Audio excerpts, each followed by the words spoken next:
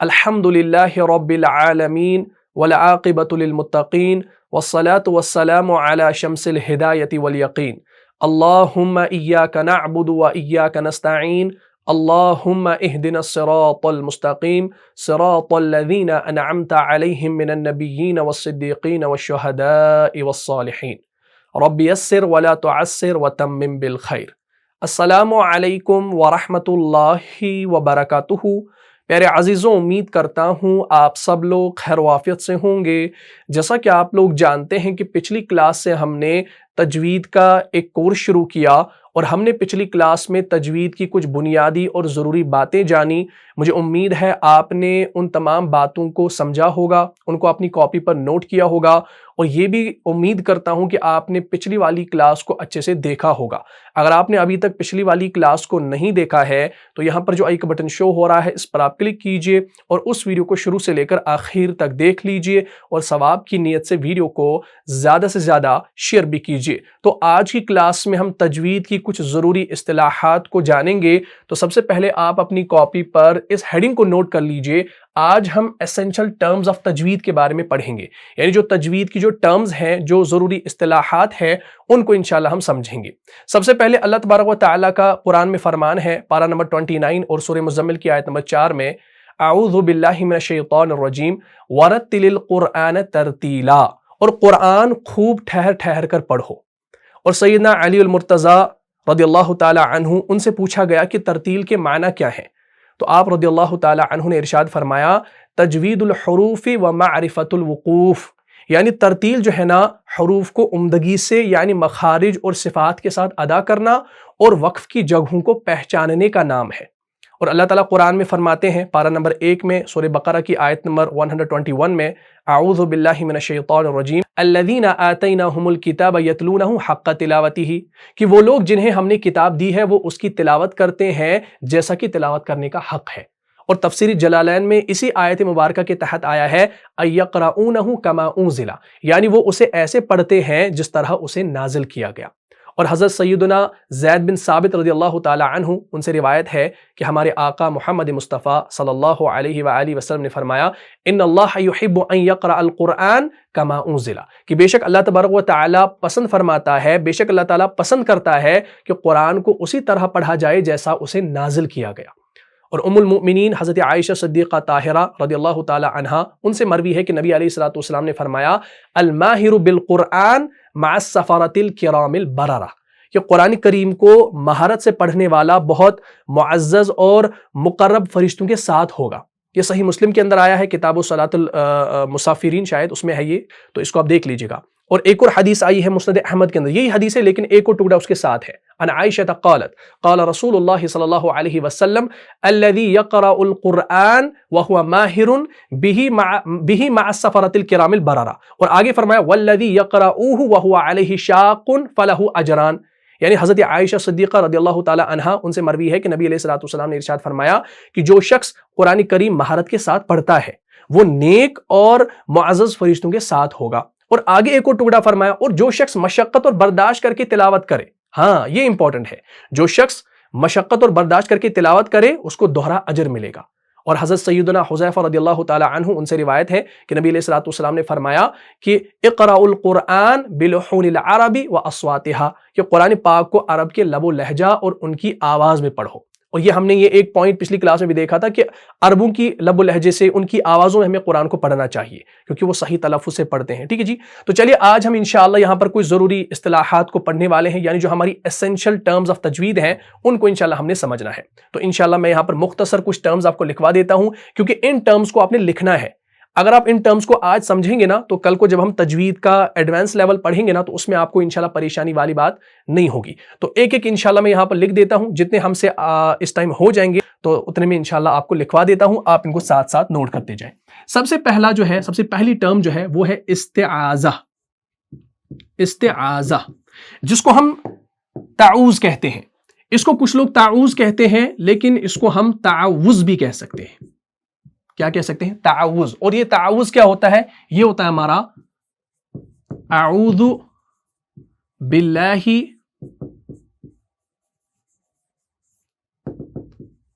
من الشیطان الرجیم. اب دیکھیں میں نے یہاں پر زیر زبر اس کے اوپر نہیں ڈالی ہے, آپ کو یہ معلوم ہے, لیکن آپ نے اس کو سمجھنا ہے, صرف اپنی کاپی پر نوٹ کرنا ہے. یہ میں آپ کو بڑی ایسنشل ٹرمز دے رہا ہوں, انشاءاللہ یہ آپ کو یاد ہونی چاہیے, کیونکہ جیسا کہ میں نے پچھلی کلاس میں کہا کہ آپ کا ٹیسٹ ہوگا انشاءاللہ, اس میں یہ ساری چیزیں پوچھی جائیں گی, تو ان کو آپ نوٹ کرتے جائیں. تو استعاذہ یعنی تعوذ, تعوذ جس کو ہم کہتے ہیں, ہم پڑھتے ہیں نا اعوذ باللہ من الشیطان الرجیم, جب بھی ہم قرآن کی تلاوت کرتے ہیں تو فاستعذ باللہ قرآن کے اندر آیا نا, تو وہی ہے. تو استعاذہ ہو گیا آپ کا جو ہم تعوذ پڑھتے ہیں, ٹھیک. اس کے بعد جو دوسرا ہمارا ہے وہ ہوتا ہے بسملہ. کیا؟ بسملہ. بسملہ جو ہے نا, اس کو عربی میں ہم کہتے ہیں البسملہ, جس کو ہم تسمیہ بھی کہتے ہیں.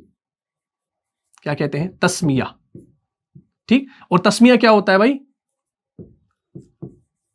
بسم اللہ الرحمن الرحیم. ٹھیک ہے جی, کلیئر ہو گیا.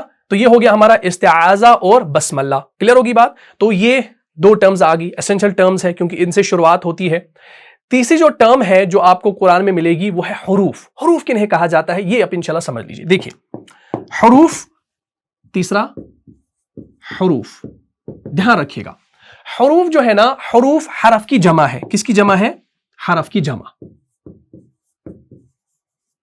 حرف ہوتا ہے بھائی ایک لیٹر, ایک حرف. فار ایگزامپل الف, یہ ایک حرف ہے. با, یہ ایک حرف ہے. تو حرف ہم کہتے ہیں ایک کو, اور حروف ہم کہتے ہیں بہت سارے لیٹرز کو. اب الف سے لے کر یا تک, الف سے یا تک, یہ جو الف سے یا تک ہمارے حروف ہیں نا, ان کو کیا کہا جاتا ہے؟ ان کو حروف تہجی کہتے ہیں, اور ان کی تعداد ہماری 29 ہے. تو یہ جو 29 حروف ہے نا, ان کو ہم کہتے ہیں حروف. یا ہم یوں لکھ سکتے ہیں کہ جن سے الفاظ بنائے جاتے ہیں ان کو حروف کہا جاتا ہے. ٹھیک, دیکھیں جن سے الفاظ بنائے جاتے ہیں, ٹھیک, جن سے الفاظ بنائے جاتے ہیں انہیں حروف کہا جاتا ہے. یا آپ یہ لکھیں یا آپ یہ لکھیں, دونوں صحیح ہے. کیونکہ جب آپ با تا ثا, جب آپ حروف کو جمع کریں گے تو کیا بنے گا؟ تو ورڈ بنے گا. تو جب آپ ورڈز کو جمع کریں گے تو کیا بنے گا؟ تو سینٹنس بنے گا, تو جملہ بنے گا. پھر وہ جملہ آپ کا تام ہوگا, پھر وہ آپ کا ناقص ہوگا, وہ ایک الگ بحث ہے. ٹھیک ہے جی. لیکن حروف کنہیں کہا جاتا ہے؟ یعنی جو ہمارے حروف تہجی ہیں الف سے لے کر یا تک, وہ ہمارے 29 حروف ہیں, وہ ہمارے حروف کہلاتے ہیں. یا جن سے الفاظ بنائے جاتے ہیں انہیں ہم کیا کہتے ہیں؟ انہیں ہم حروف کہتے ہیں. ٹھیک ہے جی. چوتھی جو ٹرم آپ کو ملے گی قرآن کے اندر وہ ہے حروف متشابہ. کیا ہے؟ ہاں, چوتھی حروف متشابہ, میم تا شین لشا اور با ہا. ٹھیک, حروف متشابہ. دیکھیے پہلے سمجھ لیجئے, حروف آپ کو سمجھ میں آ گیا, حروف ہم کہتے ہیں لیٹرز کو, ٹھیک. اور متشابہ کسے کہا جاتا ہے؟ متشابہ کہا جاتا ہے یعنی جو ہم شکل ہوتا ہے نا. نبی علیہ السلام نے کیا فرمایا کہ داڑھی کو بڑھاؤ اور مونچھوں کو کاٹو. کیوں؟ تاکہ منافقوں سے آپ کی مشابہت نہ ہو, یعنی ان کے خلاف کرو. یعنی آپ منافقوں کے ساتھ مشابہت نہ کرو کہ آپ داڑھیوں کو کاٹ رہے ہو, مونچھوں کو بڑھا رہے ہو, آپ منافق بن رہے ہو, یعنی ان سے مشابہت کر رہے ہو, ہے نا. جیسے ہم یہاں پر کوئی بہت زیادہ ٹائٹ پینٹ لگاتا ہے یا وہ پھٹی ہوئی جینز لگاتا ہے, تو منافقوں کے ساتھ اس کی مشابہت ہو رہی ہے نا. ہاں, تو مشابہت کسے کہا جاتا ہے؟ یعنی جو ہم شکل ہو. تو اب حروف کے ساتھ آگے نا حروف متشابہ, تو اب خود سمجھو بالکل ایسی ہے. حروف متشابہ جو ہم شکل ہو, جو ہم صورت ہو, یعنی وہ حروف جو ہم شکل ہو, ہم صورت ہو. ٹھیک, وہ حروف جو ہم شکل ہو, جو یا جو ہم صورت ہو, دونوں میں سے ایک لکھ لیجئے, جو ہم صورت ہو. ٹھیک, وہ حروف جو ہم شکل ہو یعنی جو سیم ہو. لیکن یہ بات یاد رکھیے گا, صرف نقطے کا فرق ہو, صرف نقطے کا فرق ہو. فرق کس کا ہوگا؟ نقطے کا فرق ہوگا. فار ایگزامپل دیکھیں, حروف متشابہ آپ کے ہو گئے یہ با تا ثا, یہ حروف متشابہ ہے. جیم ہا خا, یہ حروف متشابہ. کیسے پتا چلا؟ دیکھیں یہ ہم شکل ہے, ہم شکل سے مراد یہ دیکھیں سٹرکچر کیا ہے؟ یہ سٹرکچر ہے, یہ سٹرکچر ہے, یہ سٹرکچر ہے. ان کا سٹرکچر کیا ہے؟ یہ والا, یہ والا, یہ والا. یعنی اب دیکھیں نقطوں کو آپ نہ دیکھیں, نقطوں میں تو فرق ہوگا لیکن جو سٹرکچر ہے نا وہ آپ کا سیم ہے. تو ان حروف کو ہم کہیں گے حروف متشابہ, یعنی جو سٹرکچر کے اعتبار سے سیم ہے. جیسے یہ ایسے لکیر ہے, ایسے لکیر ہے, اور یہ ایسے لکیر ہے. یا تا ہے, تا اور ذا ہے, یہ بھی سیم ہے نا, یہ بھی حروف متشابہ کہلائیں گے. بات کر ہوگی. ہاں تو اس طریقے سے آپ نے یہ چیز سمجھ, جیسے سین شین یہ بھی حروف متشابہ ہیں, صاد اور ضاد یہ بھی حروف متشابہ ہیں. کیوں؟ کیونکہ ان میں اب فرق جو ہے نا وہ نقطے کا ہے. صاد کے اوپر نقطہ نہیں ہے, ضاد کے اوپر نقطہ ہے. طا کے اوپر نقطہ نہیں ہے, ضا کے اوپر نقطہ ہے. سین کے اوپر نقطہ نہیں ہوتا اور شین کے اوپر 3 نقطے ہوتے ہیں. بات کلیئر ہوگی. لیکن ان کو ہم کہیں گے حروف متشابہ, صرف نقطے کا فرق ہوگا. وہ حروف جو ہم شکل ہوں, جو ہم صورت ہوں, صرف نقطے کا فرق ہو. تو مثالیں آپ کے سامنے ہیں. ٹھیک ہے جی. اب اس کے مقابلے میں جو اس کا اپوزٹ آئے گا وہ آئے گا حروف غیر متشابہ. جب متشابہ آپ کا ہم شکل ہوگا تو غیر متشابہ کنہیں کہا جائے گا؟ غیر متشابہ وہ حروف جن کی شکل ایک دوسرے سے نہ ملتی ہو. ٹھیک, چلے یہ میں اس کو آپ نے لکھ لیا. چلے اب میں یہاں پر 5ویں ٹرم کی طرف چلتا ہوں. حروف غیر متشابہ. حروف غیر متشابہ یعنی وہ حروف جن کی شکل دوسرے حروف سے نہ ملتی ہو. بس اس کا اپوزٹ آپ نے لکھنا ہے. ٹھیک ہے جی. ابھی آپ کو لگ رہا ہوگا بھائی یہ ہم کیوں لکھ رہے ہیں, یہ ٹرمز بالکل آسان لگ رہی ہیں, لیکن جب تجوید میں اپلائی کرنا پڑے گا نا تب پتہ چلے گی. لیکن ابھی آپ نے اس کو سمجھنا ہے, انشاءاللہ میں آسانی سے سمجھا دوں گا. غیر متشابہ یعنی وہ حروف جن کی شکل جو ہوتی ہے نا وہ ایک دوسرے سے نہیں ملتی ہے. فار ایگزامپل جیسے با ہے, جیم ہے, دال ہے. کیا کہیں سے ان کی شکل ملتی ہے؟ نہیں ملتی ہے. دیکھیں با اس کا سٹرکچر ایسے ہے, جیم کا سٹرکچر ایسے ہے, دال کا ایسے ہے. تو کیا ان میں کوئی آپ کو لگ رہا ہے کہ ہم صورت ہے, ہم شکل ہے؟ نہیں, ہم شکل نہیں ہے. تو یہ آپ کے غیر متشابہ کہلائیں گے. کلیئر ہو گیا؟ تو ایگزامپل میں آپ لکھیں با, جیم, دال, را, صاد, طا, غین, ہے نا, یہ آپ کے غیر متشابہ ہے. اب ان میں نقطے ہیں, نقطے کا فرق ہے, وہ ایک الگ بحث ہے. ٹھیک ہے جی. اچھا, اس کے بعد ہماری جو چھٹی ٹرم آئے گی وہ آئے گی حروف قریب الصوت. قریب الصوت اس کو سمجھنا. چھٹی ٹرم حروف قریب الصوت. دیکھیں صوت ہے نا, صوت ہم کہتے ہیں ساؤنڈ کو یا آڈیو کو. صوت ہم کہتے ہیں صوت الاسلام, اسلام کی آواز. تو صوت کا معنی ہوتا ہے آواز, اور قریب کا معنی کیا ہوتا ہے؟ قریب کا معنی ہوتا ہے قریب, نیئر بائی, قریب. تو اب صوت آواز کو کہتے ہیں, قریب کو کہتے ہیں, اور حروف لیٹرز کو کہتے ہیں. یعنی یہ وہ حروف ہوں گے جو آواز کے اعتبار سے قریب ہوں گے. کتنا آسان ہو گیا. ہاں, حروف قریب الصوت کسے کہا جاتا ہے؟ وہ حروف جن کی آواز دوسرے حرف سے ملتی ہو. لکھیں وہ حروف جن کی آواز, اس میں آواز کی بات کیوں آئی؟ کیونکہ صوت کا لفظ آیا ہے. وہ حروف جن کی آواز دوسرے حرف سے ملتی ہو. ٹھیک ہے جی, دوسرے حرف سے ملتی ہو. وہ حروف جن کی آواز دوسرے حرف سے کیا ہو؟ ملتی ہو. بات کلیئر ہوگی. اچھا, یہ کون سے حروف ہوں گے ہمارے؟ فار ایگزامپل جیسے ہمارے پاس ہے قاف, کاف, ان کی آواز ملتی ہے. اب فرق ان کے اندر مفخم اور مرقق کا ہے, یعنی پور اور باریک کا ہے. قاف کو ہم موٹا پڑھتے ہیں قاف, کاف کو باریک پڑھتے ہیں کاف. لیکن فرق کیا ہے؟ لیکن قریب الصوت ہے. دیکھیں قاف, قلب, قلب, قلب, کلب. اگر ہم پڑھیں گے قلب, کلب, بات کلیئر ہوگی. قاف اور کاف. اسی طریقے سے تا اور طا یہ بھی قریب ہے. صراط الذین, صراط الذین. تلذین غلط ہے. کیوں؟ کیونکہ یہ باریک ہے, وہ طا سے لکھا جاتا ہے.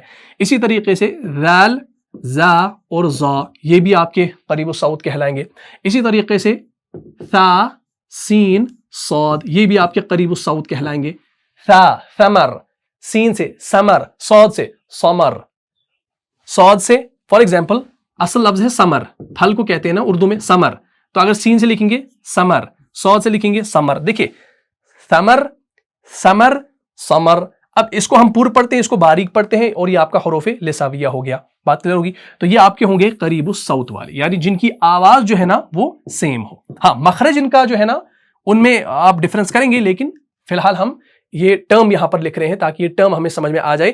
حروف قریب الصوت. اچھا, اس کے مقابلے میں ہمارا آئے گا 7واں حروف بعید الصوت. बाईद सऊत, देखिए बाईद हम कहते हैं दूर को, ठीक है ना, बाईद, बाईद हम दूर को कहते हैं ना, ये अरबी में भी आपने पढ़ा है। सऊत का माना आवाज है, यानी वो हरूफ, ये वो हरूफ होंगे जिनकी आवाज जो है ना एक दूसरे से मिलती ना हो, जिनकी आवाज एक दूसरे से ना मिलती हो। इसके मुकाबले में लिखना है वो हरूफ जिनकी आवाज एक दूसरे से न मिलती हो। इसमें क्या है, इसमें आवाज मिलती हो, और हरूफ बाईद सऊत में क्या हो, इसमें आवाज नहीं मिलती हो। फॉर एग्जाम्पल जैसे बा, ता, जीम, दाल, खा, सौद। बताओ भाई क्या आवाज मिल रही है? देखिए बा कहां है, बा आपका कौन सा है, हुरूफ शफविया में से है। ता आपका हुरूफ नितइया में से है, अलग इसका मखरज है। जीम आपका हुरूफ शजरिया में से है, दाल आपका नितइया में से, खा आपका हल्की में से, सौद आपका जो है फिर आता है असलिया में से।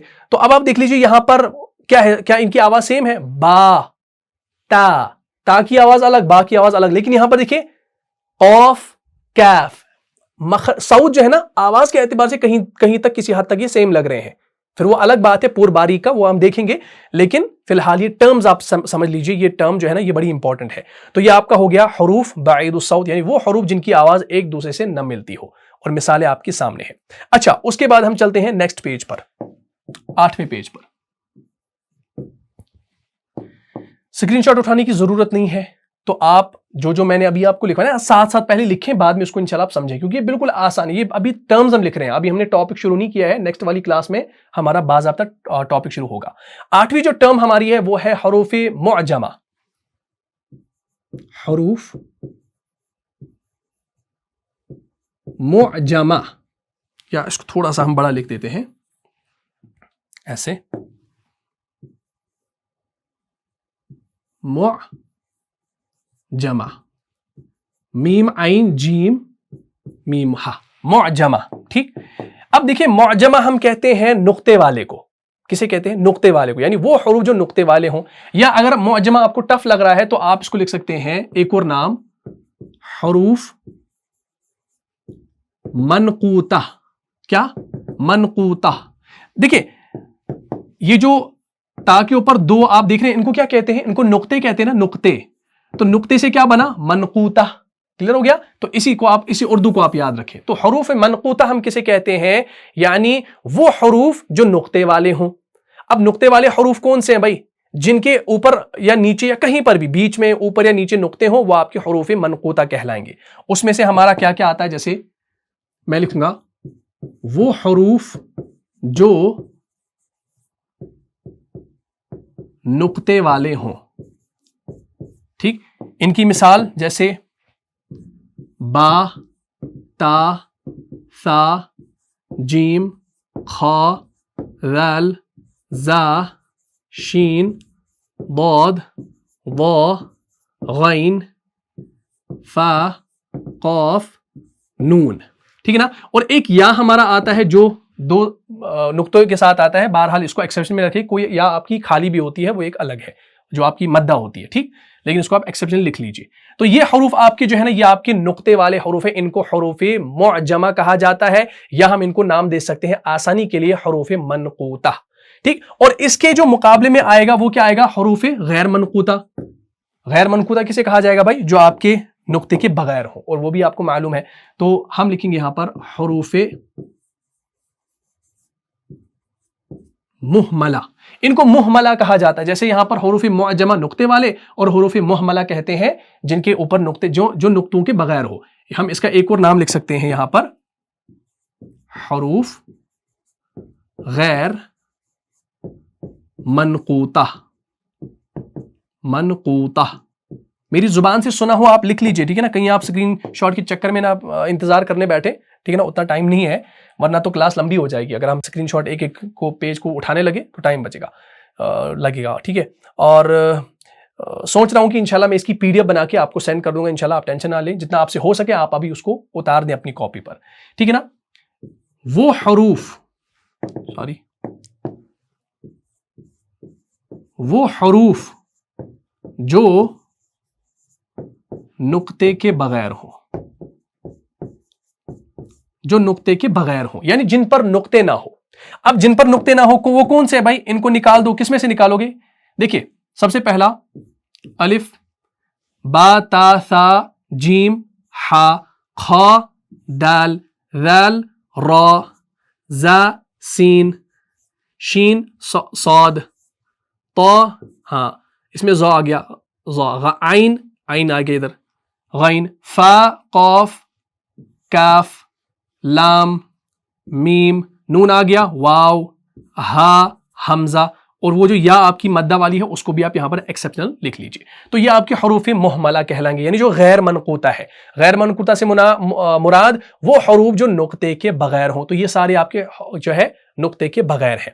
کلیئر ہو گیا بھائی؟ تو ان کو انشاءاللہ آپ صاف صاف نوٹ کریں، یہ آپ کو بڑا کام آئیں گی انشاءاللہ. یہ ٹرمز بڑی امپورٹنٹ ہے تو ان کو آپ ساتھ ساتھ نوٹ کریں.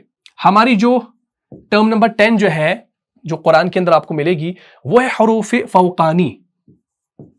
حروف فوقانی، ٹھیک. تو ان کو میں انشاءاللہ یہاں پر 3 ڈیوائیڈ کر دیتا ہوں جلدی جلدی سے، کیونکہ اگر ہم اس کو الگ الگ لکھنے بیٹھے نا تو یہ بڑا جو ہے آپ کو ٹف لگے گا. 11واں ہو گیا ہمارا حروف فوقانی، یہ ہو گیا تحتانی، اور 12واں ہو گیا ہمارا حروف متوسطہ. متوسطہ دیکھیں فوقا تحتا، فوقا کسے کہتے ہیں عربی میں؟ اوپر کو، اور تحتا کسے کہتے ہیں؟ نیچے کو، ٹھیک ہے نا. تحتا تحت الارض، ٹھیک ہے نا. فوق السما آسمان کے اوپر. تو فوقا اور تحتا یہ آپ نے پڑھا ہے نا عربی کے اندر. تو فوقا اور تحتا ہم کہتے ہیں اوپر اور نیچے کو، اور متوسطہ ہم کہتے ہیں درمیان کو. اور حروف فوقانی سے مراد ہے یعنی وہ حروف جن کے اوپر نقطے ہوں. دیکھیں حروف فوقانی جن کے اوپر نقطے ہوں یہ آپ کے حروف فوقانی ہو گئے. اچھا اس میں کون کون سا آئے گا؟ اوپر کس کس کے نقطے ہوتے ہیں؟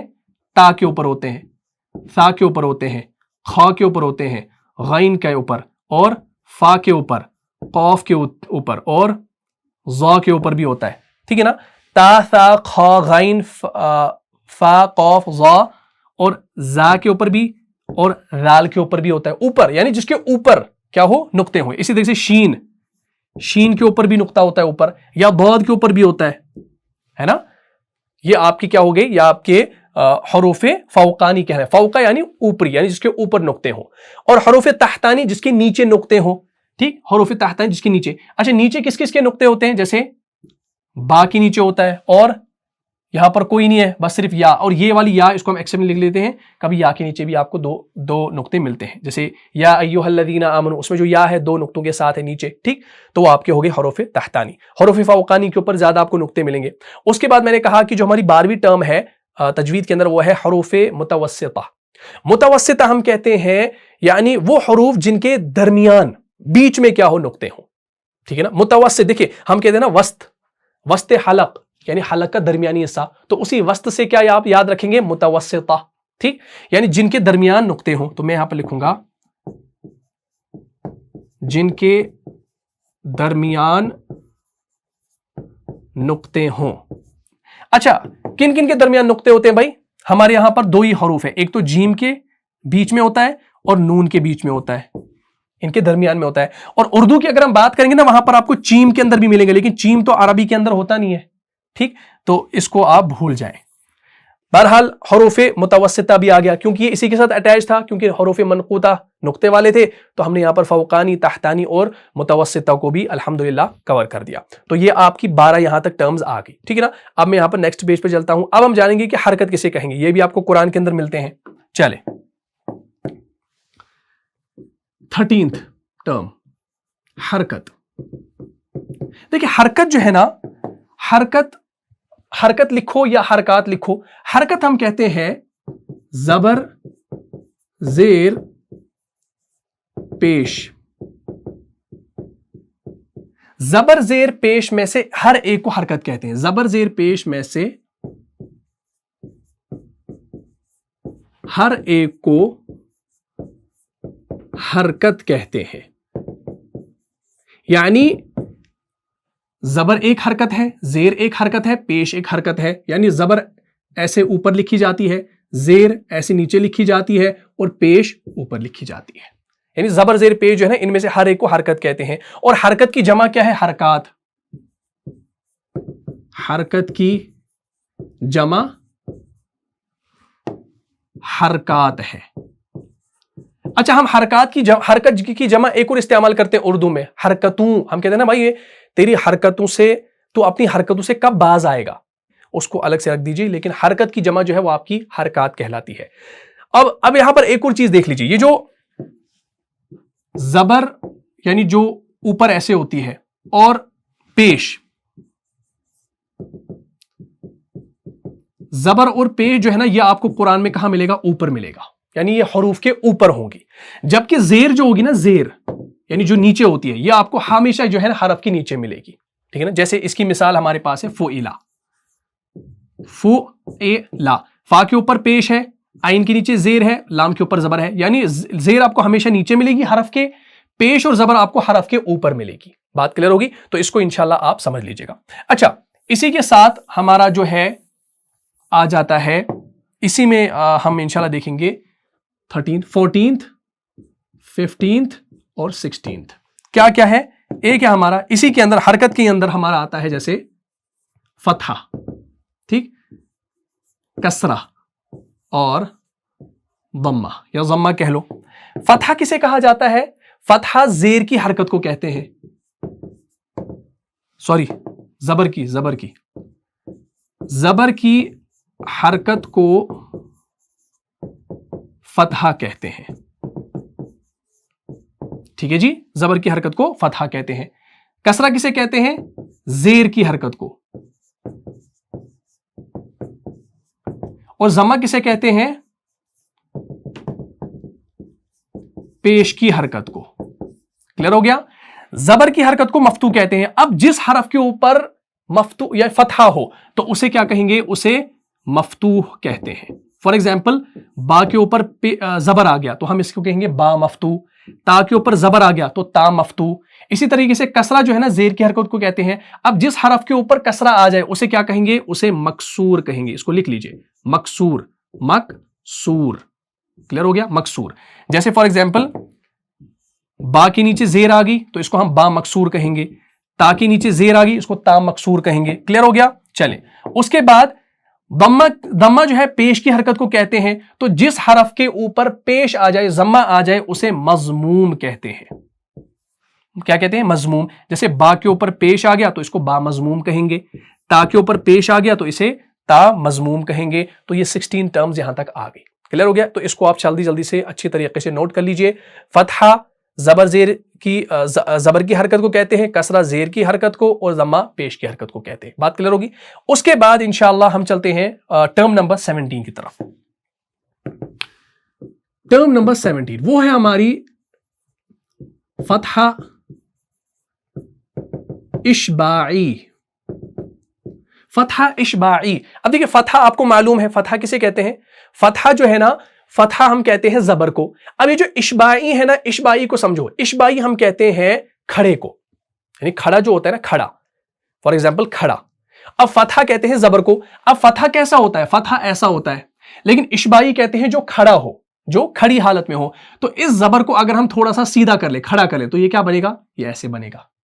अगर जेर है तो इसको हम सीधा करेंगे तो ये भी खड़ा हो जाएगा। अब अगर ये पेश है, इसको हम सीधा करेंगे तो ये आपका उल्टा हो जाएगा, क्योंकि ये पहले से सीधा है ना। सीधे को अगर हम सीधा करेंगे तो ये आप उल्टा हो जाएगा। तो अब हम यहां पर ये एक और चीज यहां पर याद रखें, फतहा इशबाई जो है ना, फतहा इशबाई कहते हैं खड़े जबर को, यानी खड़ी जबर को। ठीक है ना? हाँ, फतहा इशबाई खड़ी जबर को कहते हैं। ठीक है जी?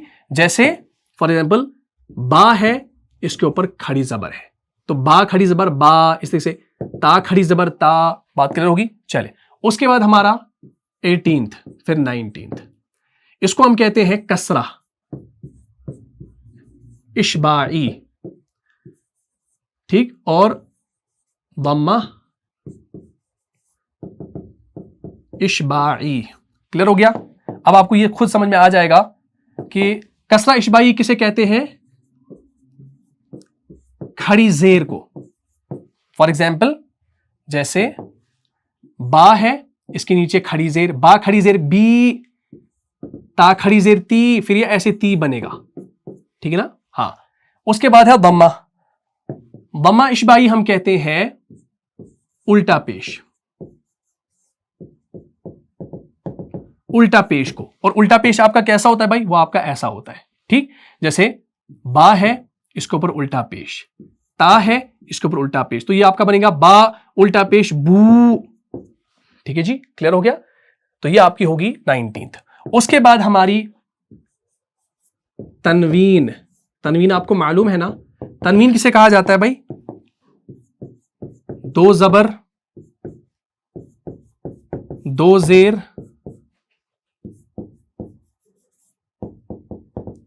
دو پیش کو، ٹھیک ہے نا. یعنی ایسے یہ سمبلز ہیں یہاں پر.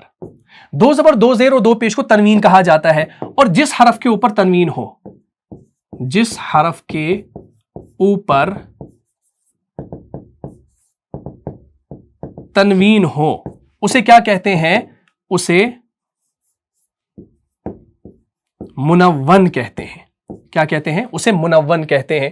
فار ایگزامپل با کے اوپر دو پیش آ گیا تو اس کو با منون کہیں گے. تا کے اوپر دو زبر آ گیا اور ایک الف کے ساتھ ہی لکھا جاتا ہے تو یہ بھی آپ کا تا منون کہلائے گا.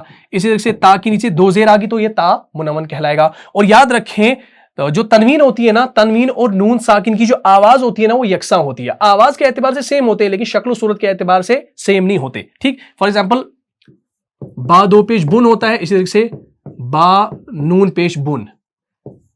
تا دو زیر تن اور تا نون زیر تن. اسی طرح سے با الف دو زبر بن اور با نون زبر بن. تو یعنی تنوین اور نون ساکن کی جو آواز ہوتی ہے وہ یکساں ہوتی ہے، ٹھیک ہے نا. تو انشاءاللہ اس کو ہم ختم کرتے ہیں. دو ٹرمز اور لکھتے ہیں انشاءاللہ. حروف مدہ. حروف مدہ. اب حروف مدہ جو ہے نا یہ آپ کو معلوم ہے حروف مدہ کسے کہا جاتا ہے. حروف مدہ اس کا ایک اور نام ہے حروف ہوائیہ. حروف ہوائیہ. حروف ہوائیہ جو ہے نا یعنی جو ہوا پر ختم ہو. ہم لکھیں گے وہ حروف جو ہوا پر ختم ہو ان کو ہم کہیں گے حروف ہوائیہ یعنی حروف مدہ. فار ایگزامپل حروف مدہ ہماری تین ہے، الف واو اور یا. ان کو ہم حروف ہوائیہ بھی کہتے ہیں. کیوں؟ کیونکہ یہ ہوا پر ختم ہوتے ہیں. فار ایگزامپل جیسے ہم پڑھتے ہیں نا کہیں پر، ہم واو اگر پڑھیں گے واو تو زبان کہیں نہیں لگ رہی، دانت کہیں نہیں لگ رہے، یعنی ان کا مخرج جو ہے نا وہ منہ کے اندر کی خلا سے ہے. واو یا. اور یاد رکھیں جب یہ آپ کے ساکن ہوں گے نا اور ان سے پہلے آپ کا کیا ہونا چاہیے؟ حرکت، یعنی ما قبل ان کا متحرک ہونا چاہیے. تو اس صورت میں آپ اس کو تلفظ صحیح سے کر پائیں گے. جیسے اگر فار ایگزامپل واو ساکن سے پہلے زبر ہوگا تو یہ آپ کا واو لین بنے گا. اگر واو ساکن سے پہلے پیش ہوگا تو یہ آپ کا واو مدہ بنے گا. اور یا ساکن سے پہلے زیر ہوگی تو یہ آپ کا یا مدہ بنے گا. تو یہ آپ نے سمجھ لینا ہے. واو ساکن اور یا ساکن سے پہلے اگر زبر ہو دونوں سے پہلے تو یہ آپ کا لین بنتا ہے. ٹھیک ہے جی. تو اب آپ اس کو بھی لکھ لیجئے 20 حروف لین. حروف لین کسے کہا جاتا ہے؟ نرمی سے ادا ہونے والے حروف. اور ان کے لیے شرط کیا ہے؟ شرط ہے کہ واو ساکن اور یا ساکن سے پہلے متحرک ہو اور وہ متحرک کیا ہو؟ وہ آپ کا مفتوح ہو. یعنی وہ جو حرف ہوگا نا، جیسے فار ایگزامپل واو ساکن سے پہلے اگر ہم حمزہ کو لائیں گے نا تو اس کے اوپر زبر لگائیں گے تب جا کے لین بنے گا. اگر پیش لگا دیں گے تو لین نہیں بنے گا، تو وہ آپ کا پھر ہوائیہ بنے گا. اور حروف مدہ میں شرط کیا ہے؟ واو ساکن سے پہلے ضروری پیش ہونا چاہیے، یا ساکن سے پہلے ضروری زیر ہونی چاہیے. تو تب آپ کا یہ واو مدہ اور یا مدہ کہلائے گا. لیکن حروف لین کب کہلائے گا؟ جب واو ساکن اور یا ساکن دونوں سے پہلے کیا ہو؟ زبر ہو. کلیئر ہوگی بات؟ تو اس کو انشاءاللہ سمجھ لیجیے گا. قرآن میں اس کا بھی زیادہ استعمال ہے، تنوین کا بھی استعمال ہے. تو یہ ساری چیزیں انشاءاللہ ہم نے کرنی ہے. بات کلیئر ہوگی؟ تو آج ہم نے انشاءاللہ جو ہے یہ 20 یہاں پر کیا کہتے ہیں ان کو ٹرمز ہم نے کر لی. انشاءاللہ جو مزید ٹرمز ہیں ان کو انشاءاللہ ہم نیکسٹ والی کلاس میں مکمل کریں گے. بالکل آسان ہے. اور کل والی کلاس میں انشاءاللہ ہم اس کو پورا مکمل کریں گے ان ٹرمز کو. اور انشاءاللہ پھر اس کے بعد ہم نیا ٹاپک انشاءاللہ شروع کریں گے، کیونکہ یہ ٹرمز جو ہے نا یہ بڑی امپورٹنٹ ہے، اور انشاءاللہ ان ٹرمز جو ہم نے آج لکھی ہے نا انشاءاللہ، تو یہ آپ کو میں پرووائڈ کر دوں گا انشاءاللہ، یا تو میں کوئی چینل بنا کے ٹیلی گرام پہ یا کہیں واٹس ایپ پہ، تو انشاءاللہ آپ کو میں یہ سینڈ کر دوں گا، یا آپ مجھے انسٹاگرام پہ میسج کریں، یہاں پر آپ کو یوزر نیم شو ہو رہا ہوگا، تو انشاءاللہ میں آپ کو وہ PDF فائل بھی انشاءاللہ بھیج دوں گا، یا آپ کو امیج کے ذریعے بھی میں بھیج سکتا ہوں، یا آپ کو یوٹیوب کے اوپر بھی انشاءاللہ کہیں اسٹیٹس پوسٹ میں انشاءاللہ یہ مل جائے گا۔ تو مجھے امید ہے آپ کو آج کی یہ کلاس سمجھ میں آ گئی ہوگی، کل مزید انشاءاللہ جو ٹرمز رہ جاتی ہیں ان کو انشاءاللہ مکمل کریں گے۔ تو دیجیے اجازت، دعاؤں میں یاد رکھیے گا۔ السلام علیکم ورحمۃ اللہ وبرکاتہ۔ جان جان سے بھی پیارا ہے، جان سے بھی پیارا ہے، رہنما مصطفیٰ ہمارا ہے، رہنما